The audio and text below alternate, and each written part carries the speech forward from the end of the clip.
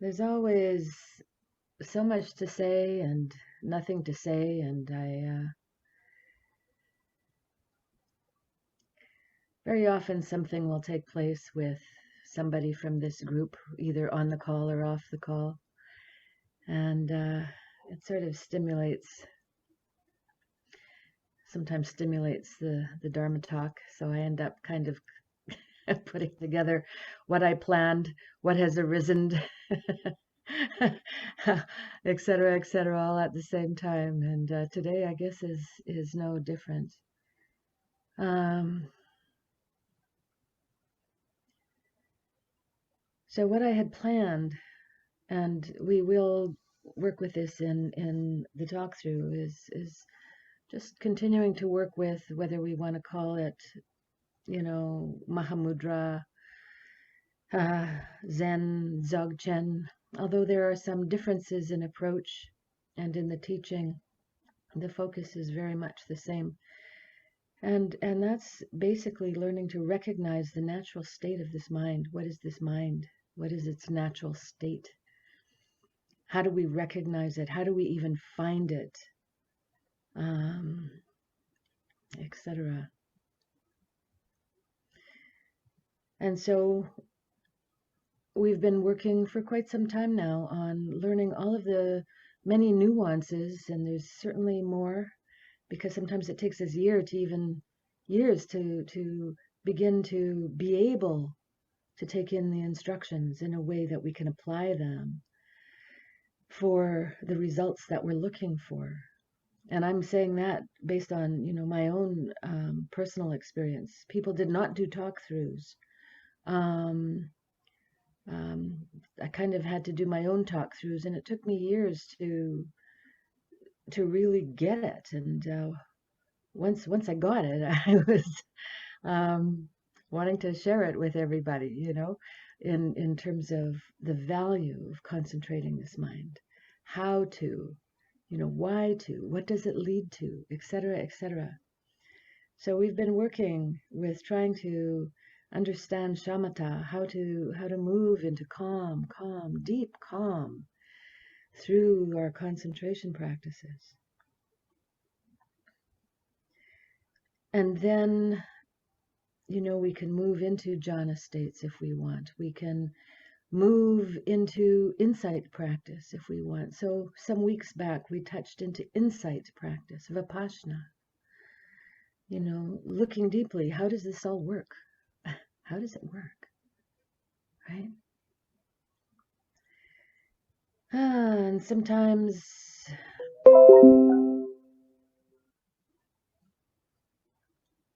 sorry, I just got a message from a meditator uh, who, yeah, okay. Where was I? Yes. So there's all of this. So this is our practice, and we can get really enthusiastic and focused, and this is my practice.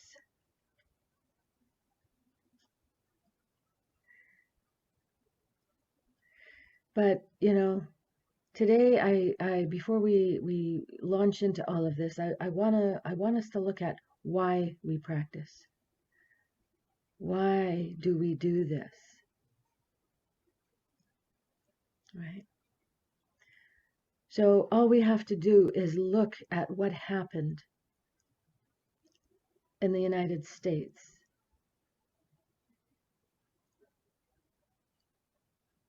I mean, this is heartbreaking.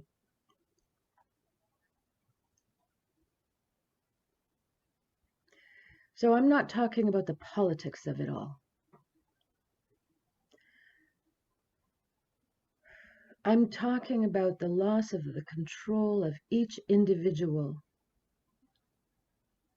who made up a mob that led to the deaths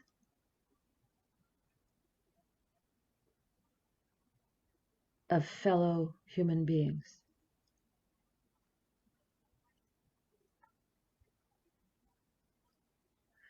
We practice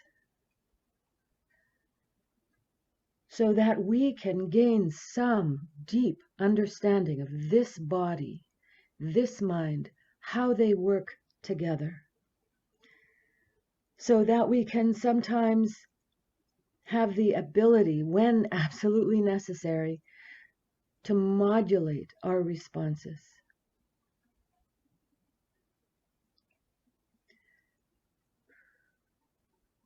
And this has been said to be a warrior's path, because it isn't an easy path. We are human beings, we are mammals, we have an animal body, and it might be very evolved, but we have instincts like any other animal. I know I have to deal sometimes with a very pointed and direct and quick rage that comes up under certain circumstances. Our difficulty is that our instincts are there for a reason, and these quick bypasses of our ability to modulate, to re-instruct, can sometimes come at the expense of, our perceived survival. So we need our instinctive system, don't we? We do. We do need it. I'll just tell my own stories today. Had my instinct that had nothing to do with my intellect stopped me from taking one more step during an implosion of windows, during a tornado, I would have been full of glass. Might have even been dead for all I know. That was instinct.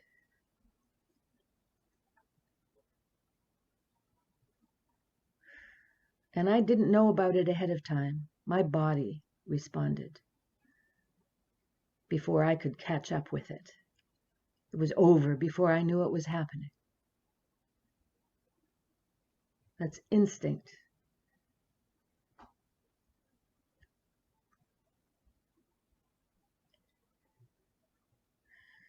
It's not our conditioned feelings about this or our conditioned feelings about that we often interpret as being our heart or our gut. Complicated, isn't it? Not easy, no. But this is our task.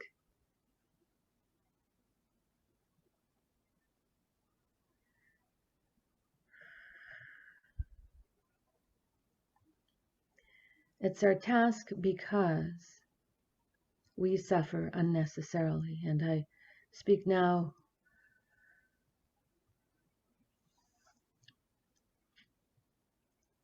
respecting, honoring the work of Junpo, who talks about there is much unnecessary suffering in this world. Unnecessary because it does not arise directly from our life circumstances, but the conditioned way in which we react to our own memories, stories, and beliefs.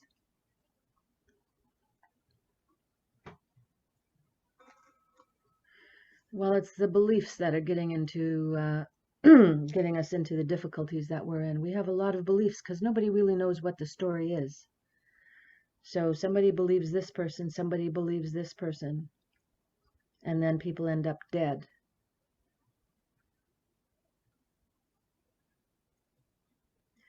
So we need to be in charge as much as we possibly can of our own impulses.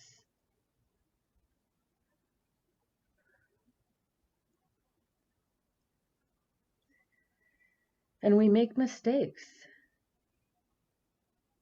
Sometimes we react instinctively, and there was no threat, really, except to perhaps our image of ourselves or to our beliefs.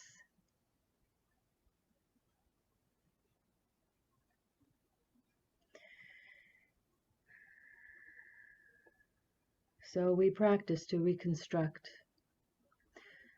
to literally put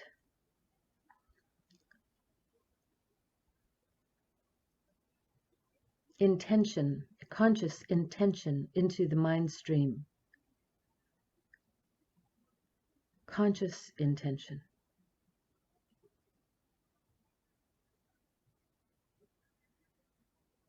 For example, I will not allow the hurt that I experienced with this individual, perhaps, go into shadow. I will know. I will remember. I won't allow myself to disengage. I will remember.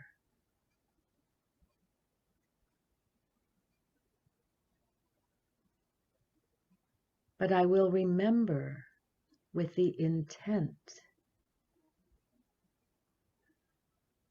of purifying what I can, healing what I can.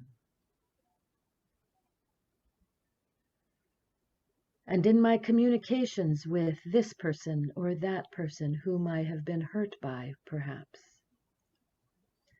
I will lean toward wisdom. I will lean toward clarity,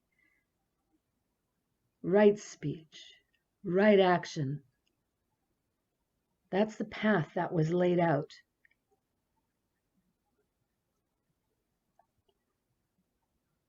And sometimes all I've got is a split second before I throw a plate so that I don't aim it at somebody. I aim it in the other direction. That's progress.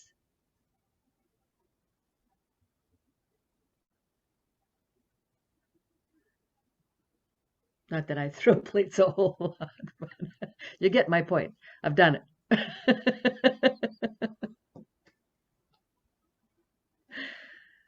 Okay. So we reconstruct.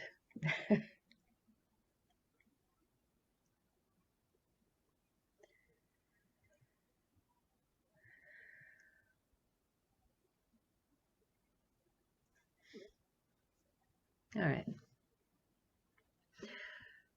Let's just, on our chairs, just move our body. Or stand and move. Do what you need to do.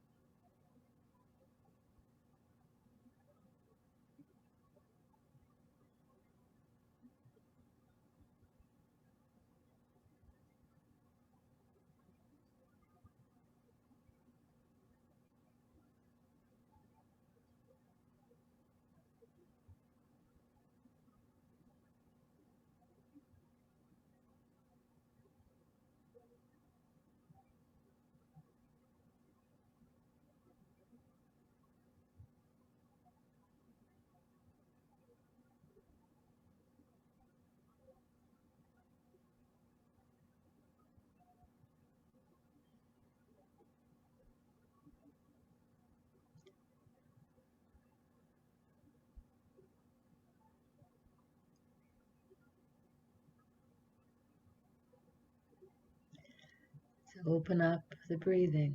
Ha.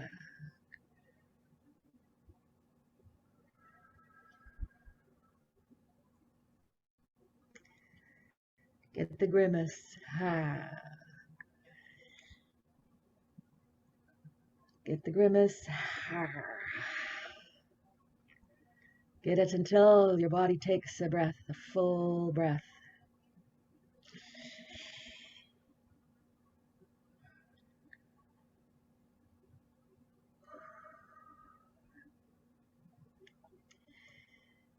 Keep working it until you can open your core.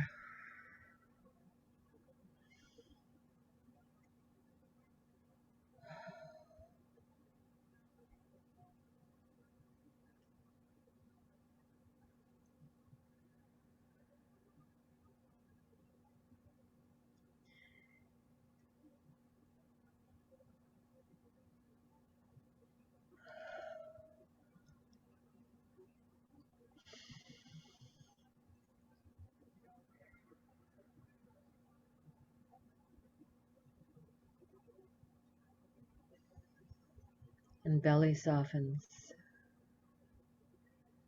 Rib cage opens.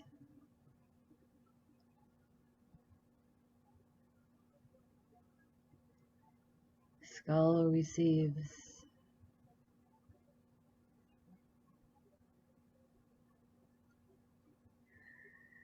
Bottom to the top opening.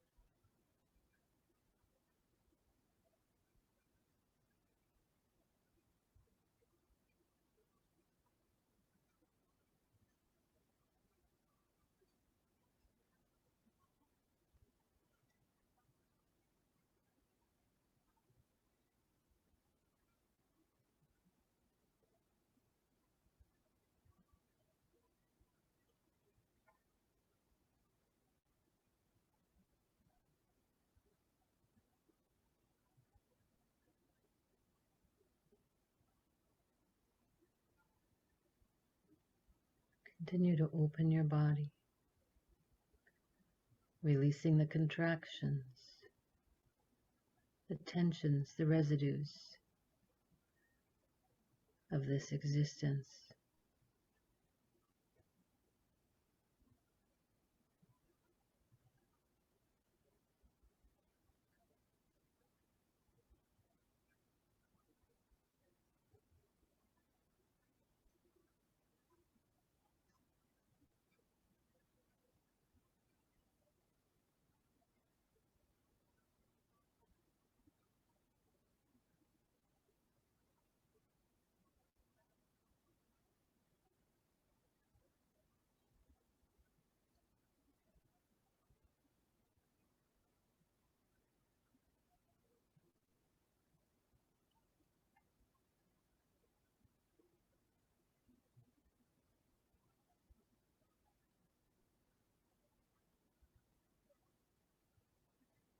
Opening from bottom to top is natural. We want that built in.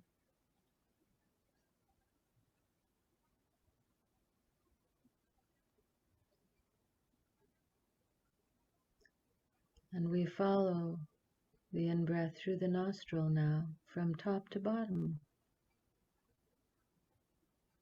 through the nostril, up through the sinuses, or curling along the inside of the skull and dropping downward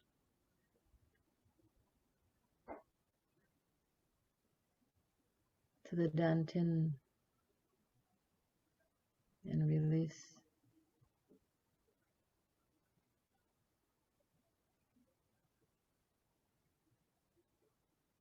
Moving your mind along the pathway. We engage our mind, our attention through the central core, the central channel of this body, down to the dantian, 4 inches below the navel, or further down to 2 inches above the pubic bone, or the base of the pelvic floor.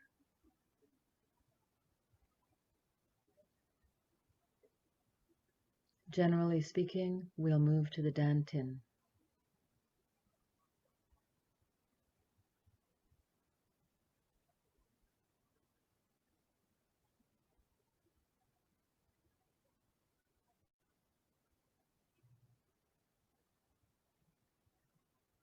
Feeling the pull of thoughts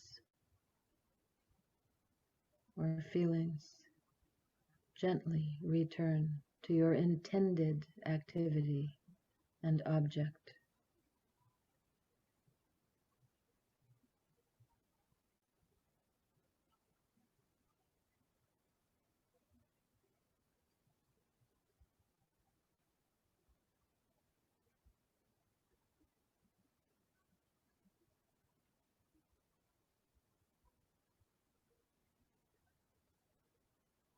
And continue to do this until the instructions change.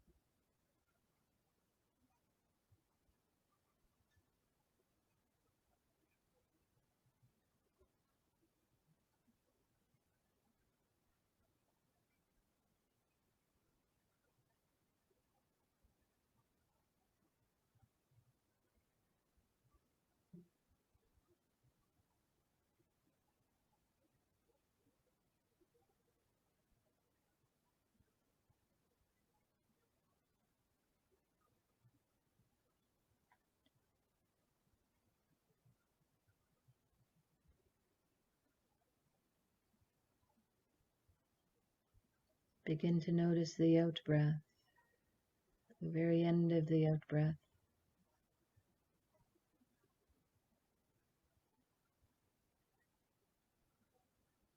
When it moves into continued release.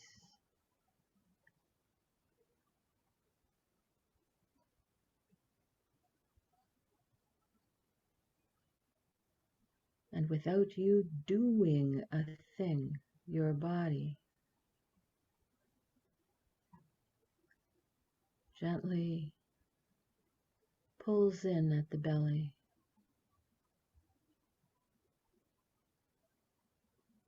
Just notice when it happens.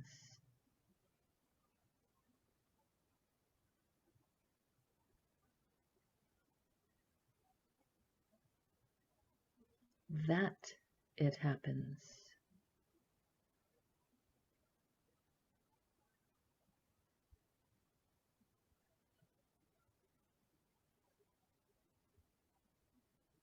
Continue to follow.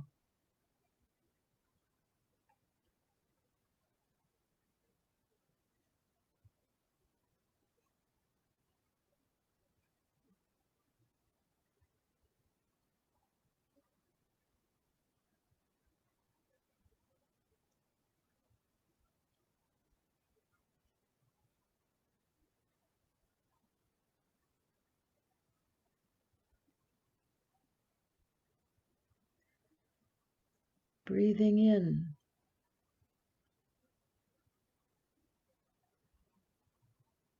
through the nostrils, feel the coolness of the air. Stay with this moment by moment by moment.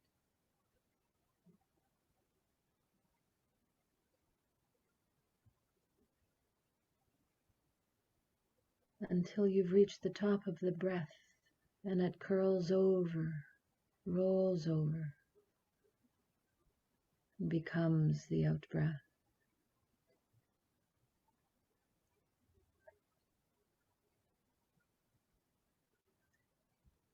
Remain with the top of the breath in this way, and the bottom of the breath in this way.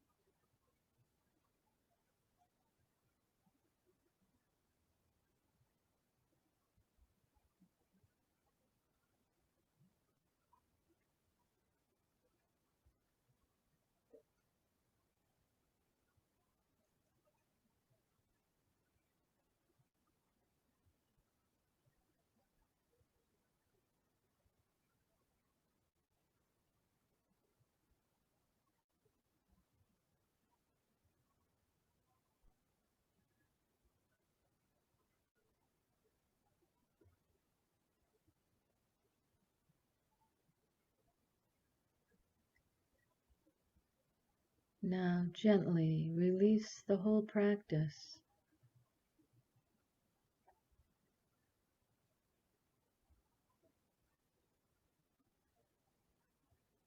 We can do those practices hour after hour, days on end. But in our training, we do them for shorter times.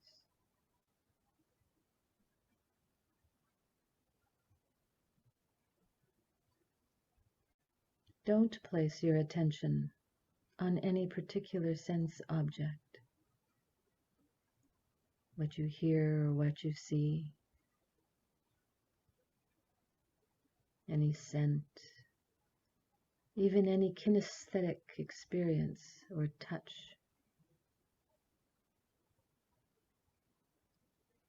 Don't give it any attention at all.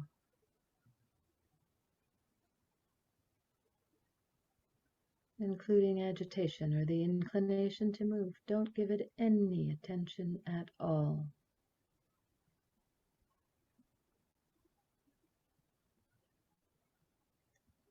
Don't intentionally follow your breath anymore, although you might notice that your breath has a beautiful pattern that it follows, sometimes with subtle changes, faster, slower, deeper or shallower.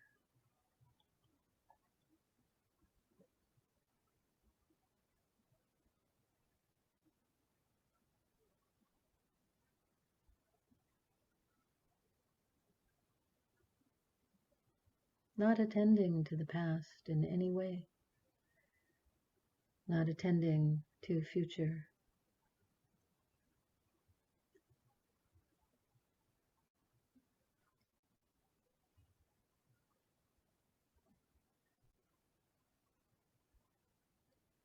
And in the present, we don't create narratives of any kind.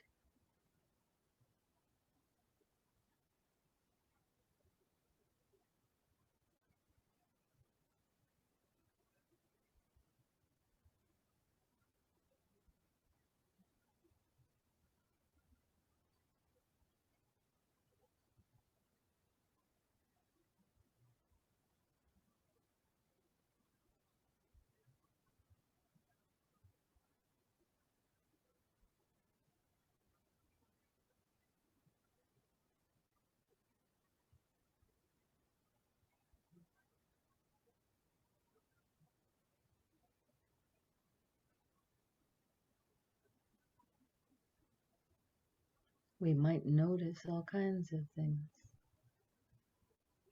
We don't attend to them.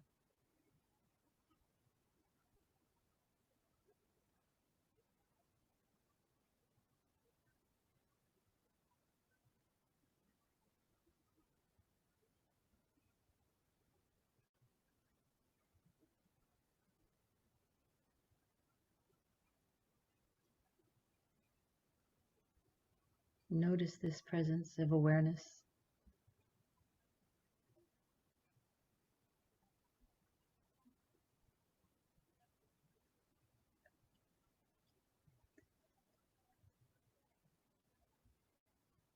This mind.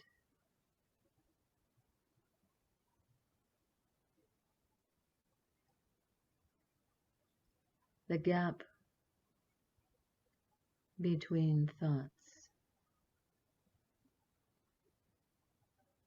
For some is very short, for others much longer. Rest in this gap.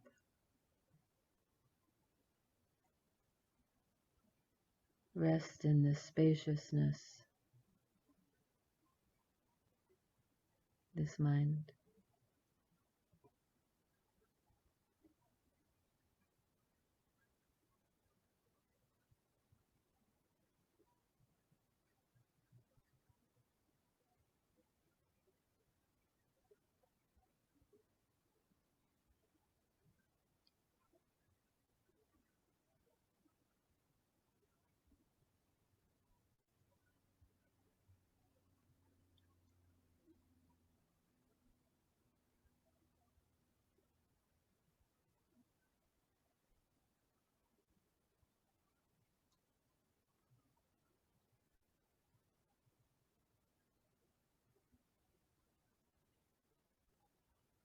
Return to it over and over.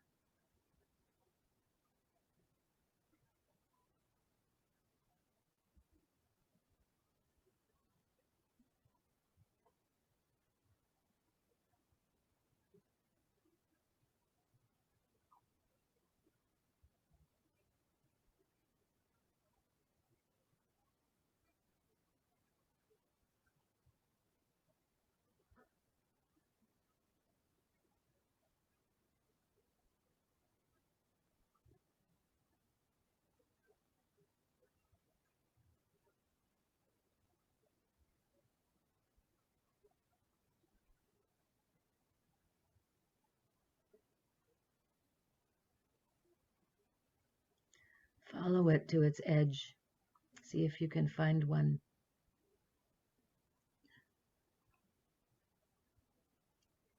Don't think about whether there's an edge there. experience this mind, this presence of mind.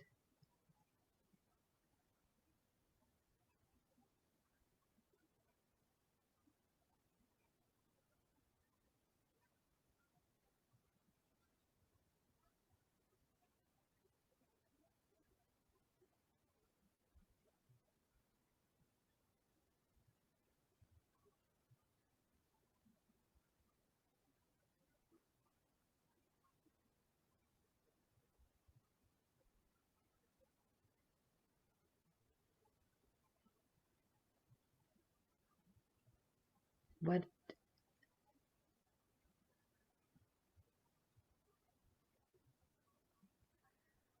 are the edges like, if you can find them?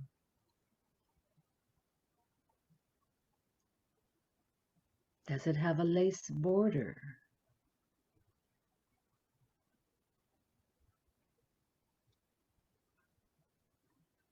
Or is the lace border a construction within this mind?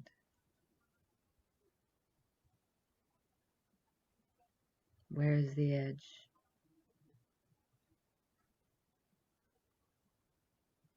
Is there an edge?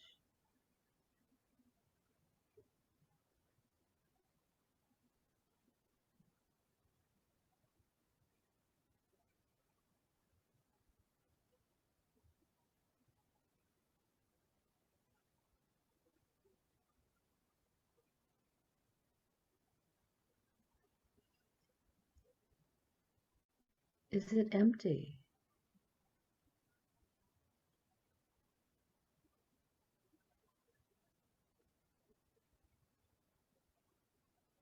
And if it's not, can you allow everything to dissipate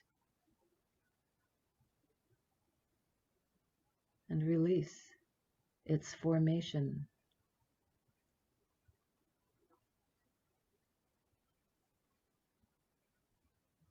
into this spacious,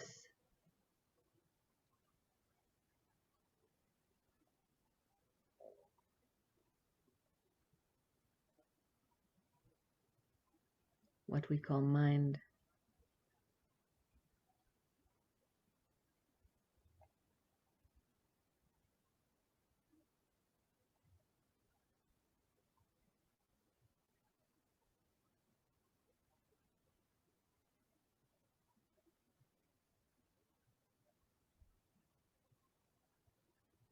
Is it empty like nothing?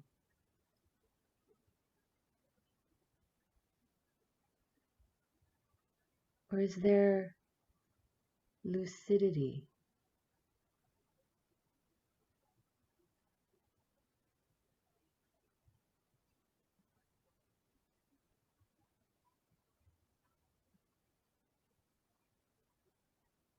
Awareness?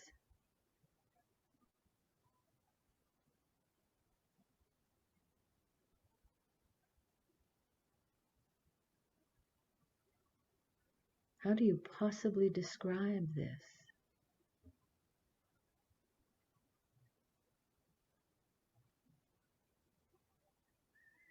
Empty? Aware?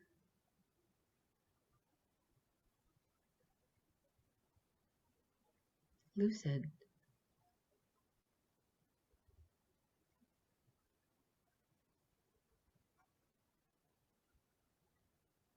Luminous?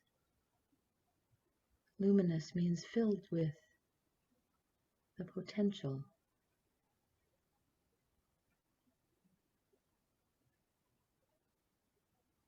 toward formation,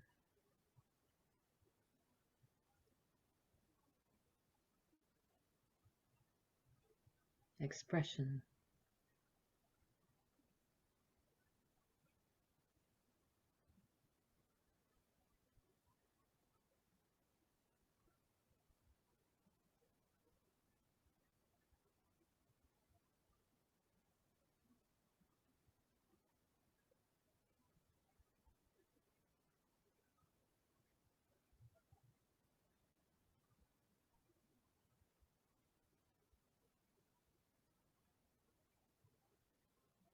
we can explore deeply. Is there color here? Or are we imagining the potential for color?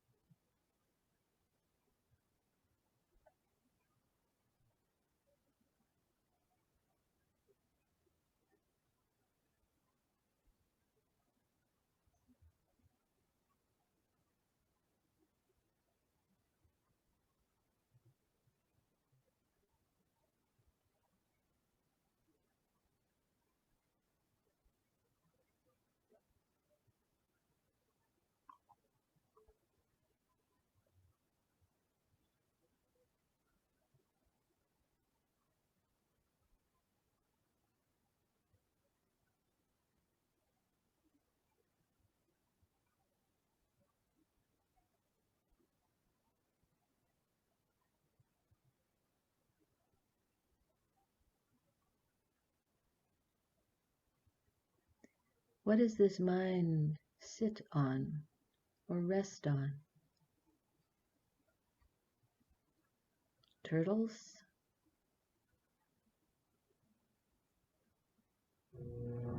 Tables? Rocks?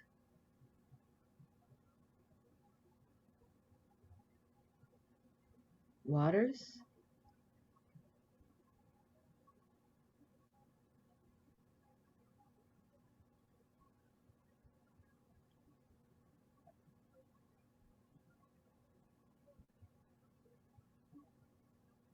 Release the inquiry now. Come back to your breathing.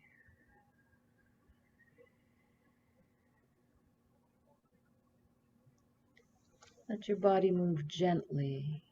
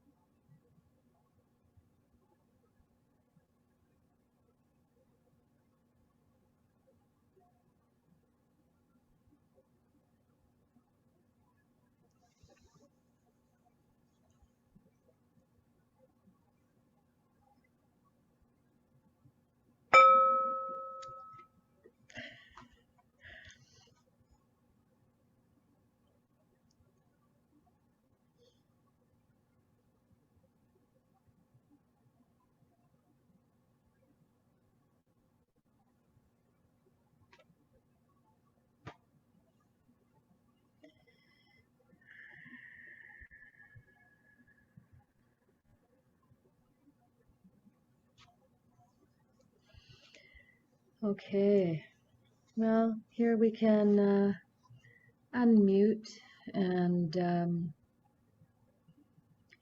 feel free to share any experience with that meditation that you had or have.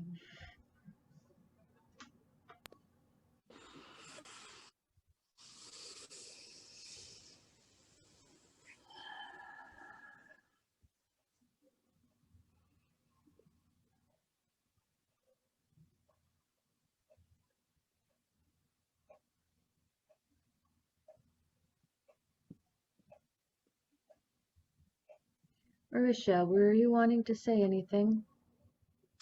Hmm. So many things are coming to my mind, but trying to sort of pull it together, I think, I don't know. I think just being able to tap into that spaciousness.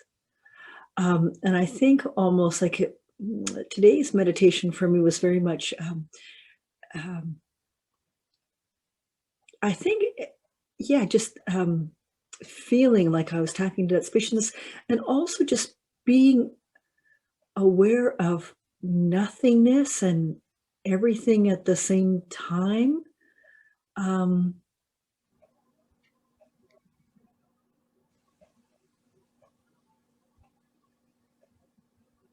and the bountifulness of that. I don't know if I have many more words to describe. Beautifully expressed. Yes. Thank you for that share. Thank you.